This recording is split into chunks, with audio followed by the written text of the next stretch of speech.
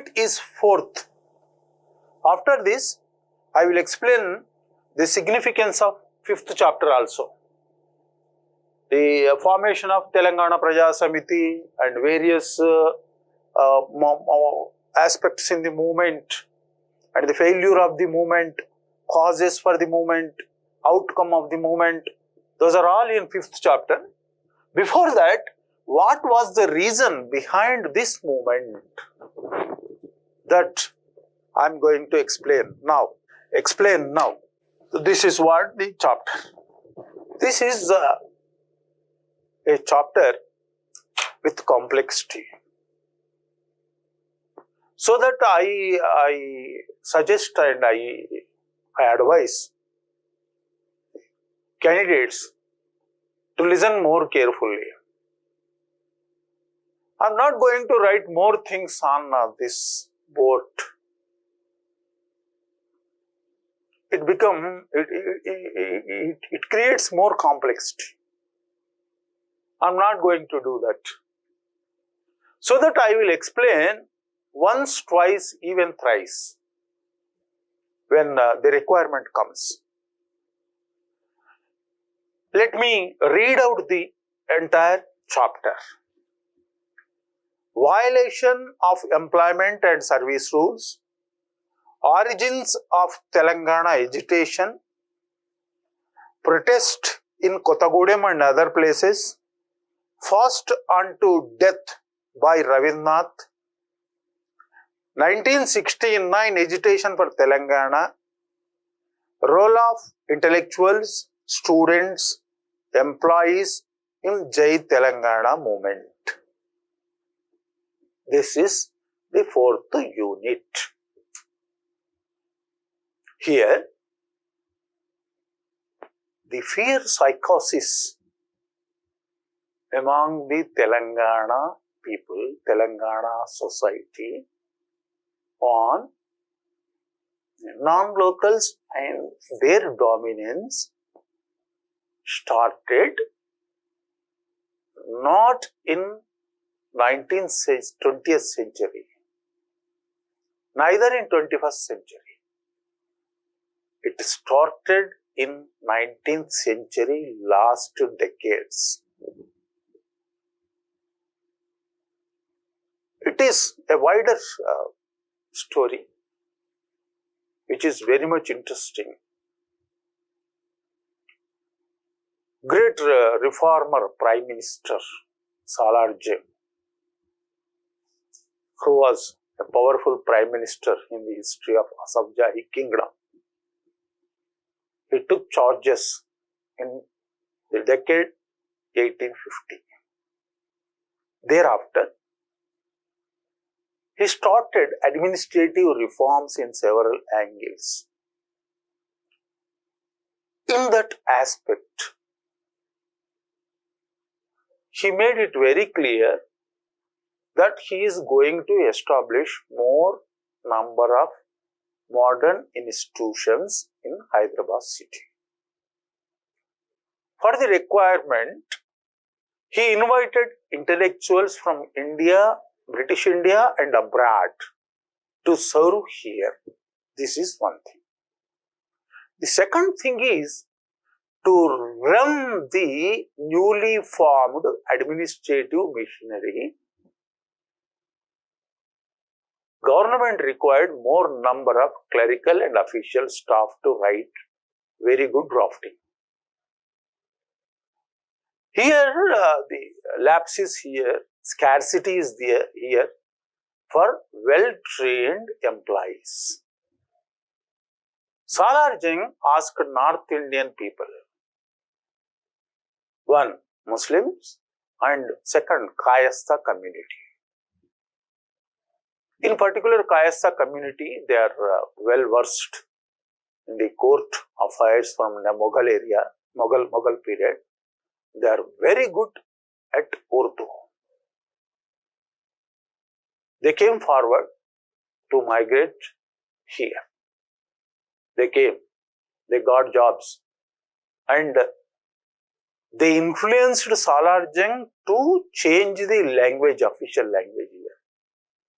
That was the power of that North Indian lobby at that time. He then, Salarjung, accepted for the change of official language. In the place of Parsi, Urdu became official language for them.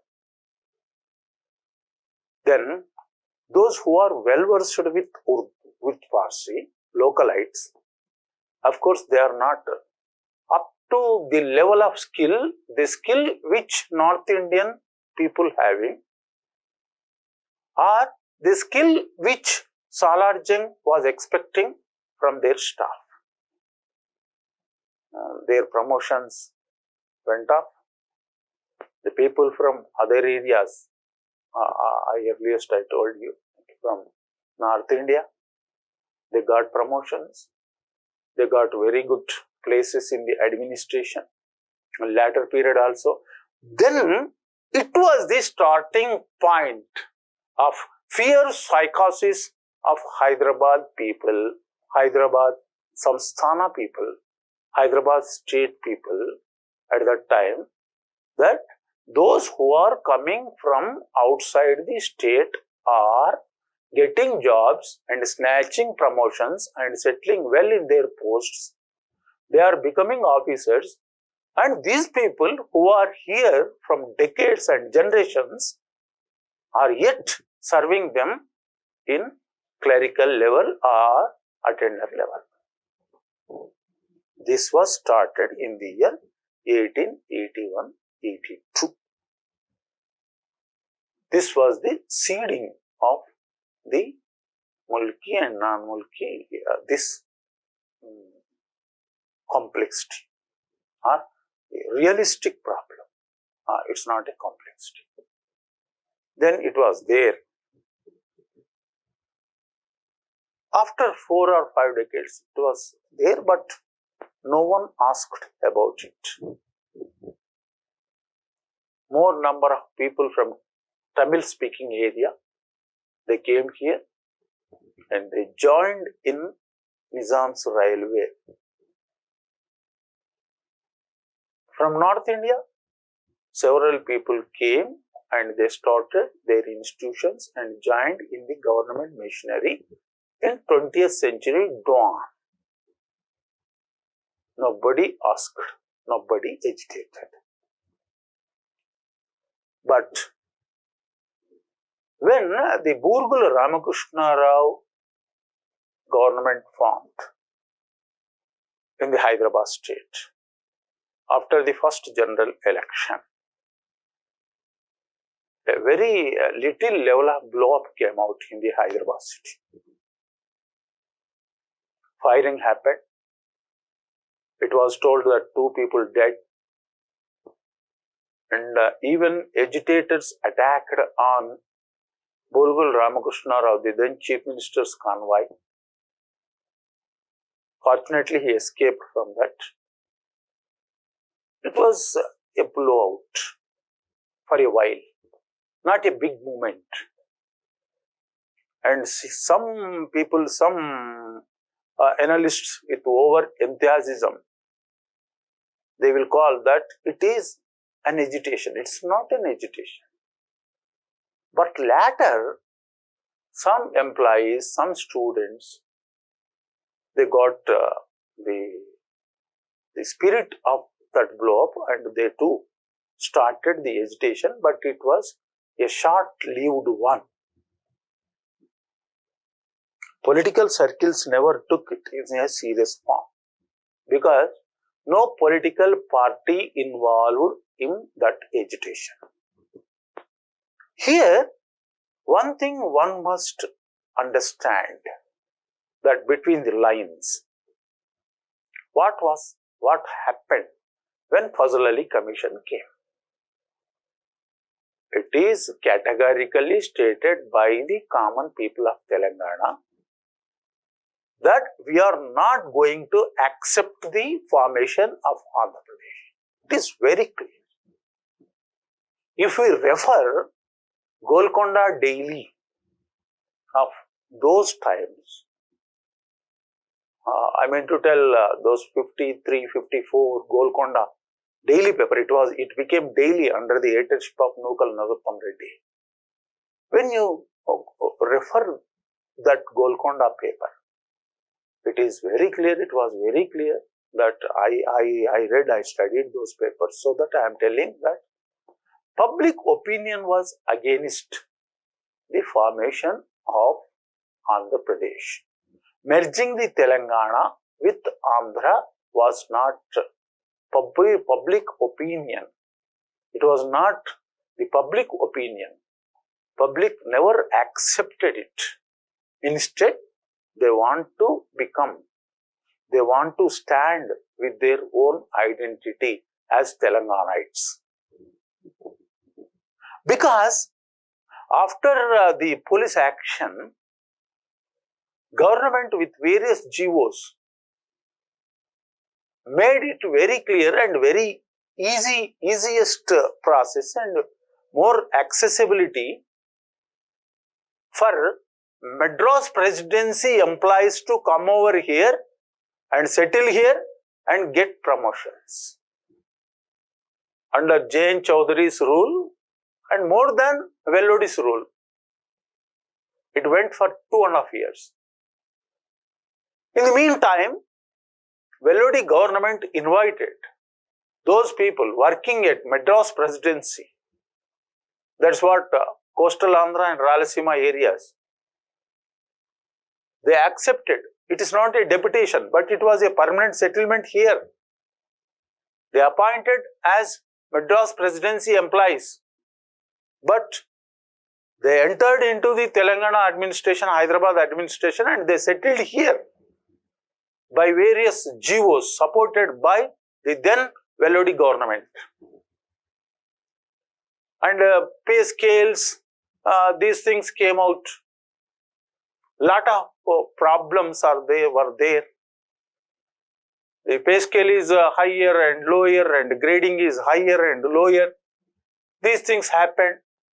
But the people, innocent Telangana employees, got injustice at that time.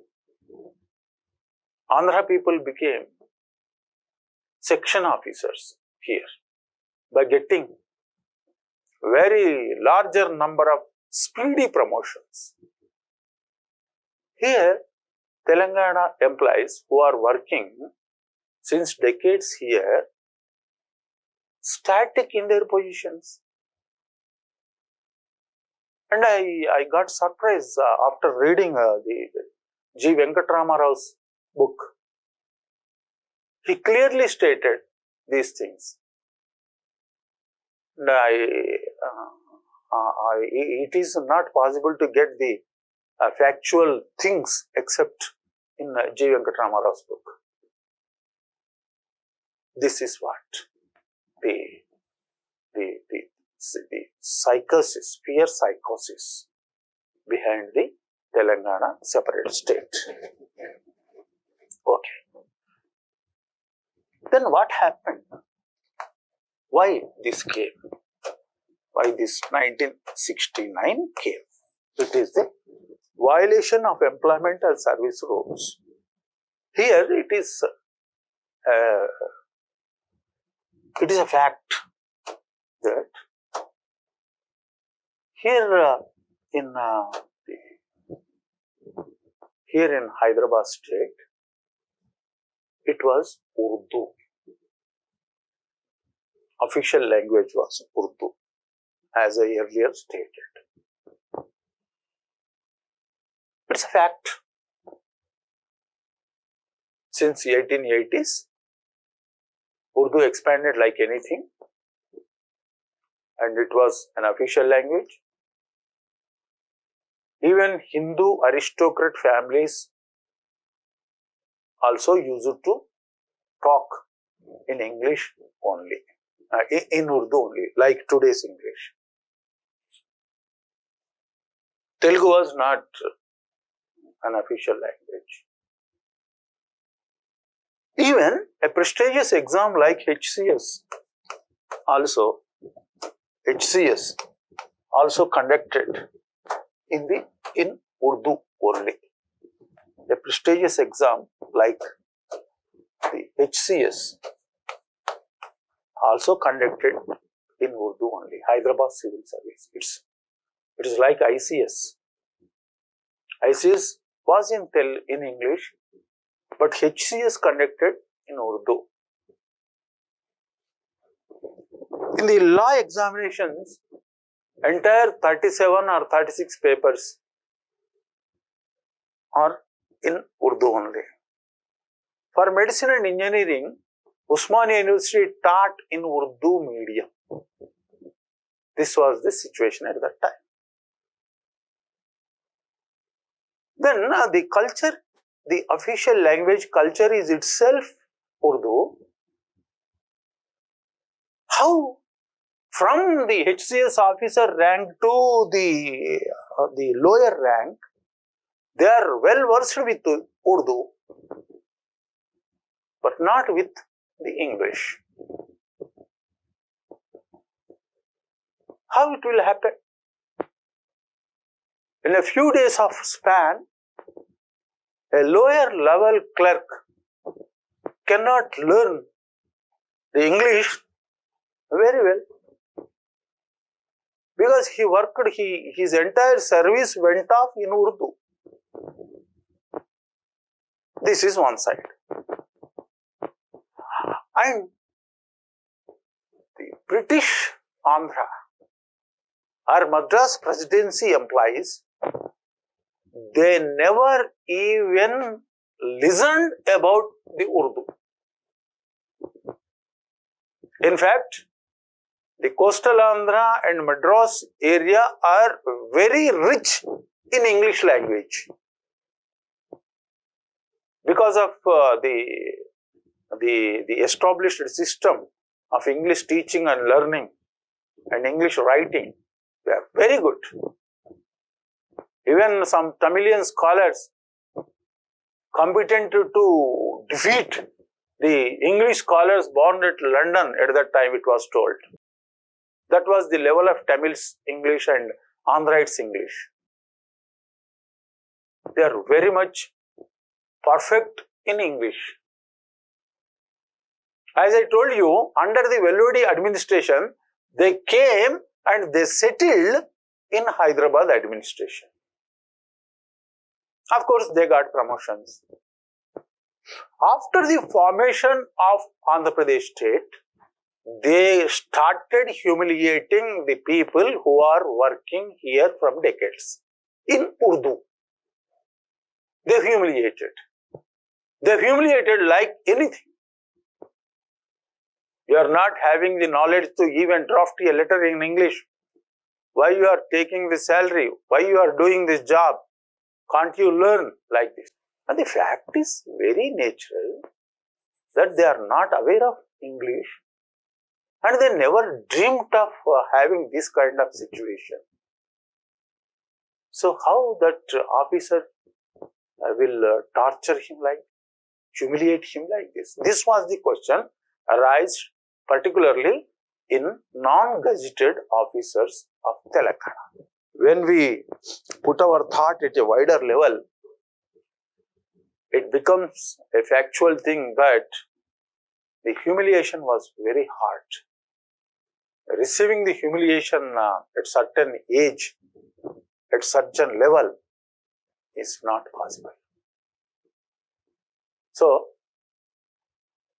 NGOs from the Telangana are very much against those officers who are always humiliating them by stating their language, their inefficiency in English, their Urdu, their area, criticizing the backwardness of the area, these things. This is one. Second,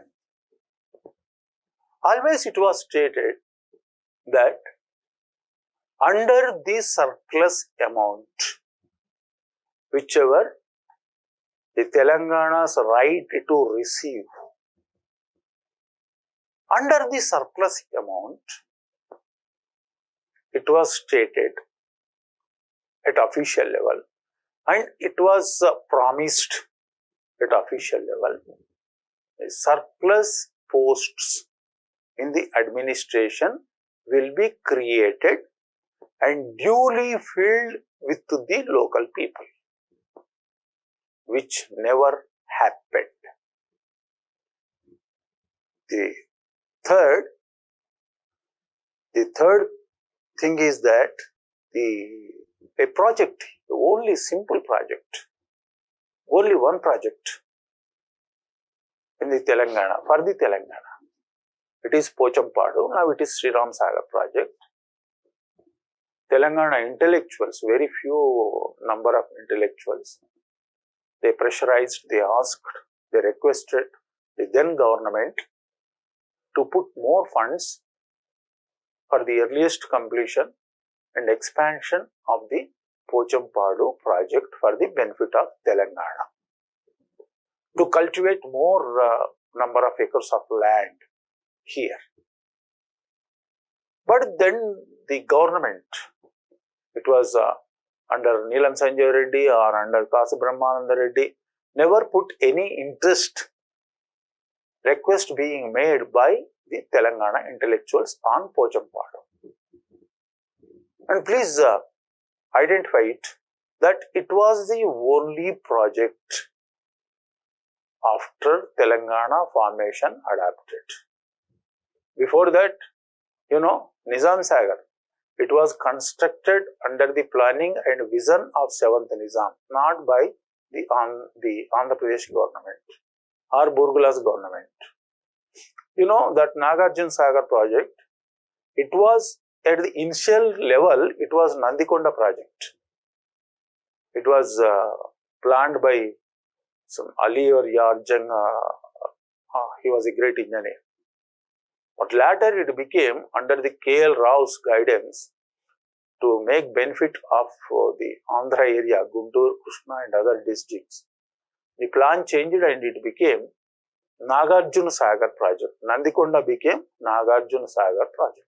It was not the Telangana project. It was the project of entire Andhra Pradesh and benefits more for the Andhra area than the Telangana area. The only project was Pochampadu. Intellectuals asked, advised and requested the then governments to put more funds on the expansion and earliest construction of the Pochampadu project. It never happened. Next, the fees. Students were forced to pay more fees in their educational institutions. The difference is here with the agro-rich areas of Andhra Pradesh. I am not telling that the entire Andhra Pradesh now the geographical Andhra Pradesh is the entire part is rich. I am not telling. Srikakulam, Vijayanagaram, Visakhapatnam, even today they are backward districts. Here at parts of Prakasham, dry parts of Prakasham, and some other dry parts of Anantapur and Kurnool, they are very much backward. But the richest part is here. West and East Godavari, Krishna and Guntur in particular, and parts of Nellore. Richest parts. Agroeconomy is very well.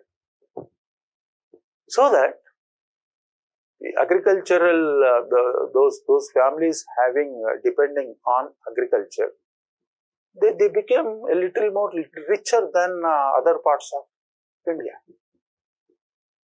Because they got the adequate level of water for the better cultivation, best yieldings. Their children, they migrated to Hyderabad, and it was not there at that time local or non-local rules. They joined in every institution and they paid fees. It is not a big number for them. It's not a big problem for them neither. Here, those students from Telangana like Nalgonda, Warangal, Karimnagar, Medak, driest parts. Only rainy season parts are there. Rainy season yieldings were there, like corn and other very small. When the farmer goes to market and then going to sell, he will get very little amount in return. So that the farmer of these dry areas always under the shadow of the poverty, below the poverty line. How they can able to pay fees that the government is going to hike? But there are agro-rich areas of Andhra. They came, they joined, and they paid fees. This was the tuition fees issue at that time. Thereafter, common seniority rule, it became a hurdle for the Telangana people. And another factor, here civil engineering graduates or diploma holders got into the employment when the Nagarjuna Sagar being constructed in late 50s or early 50s after the formation of Telangana. And the phase of the work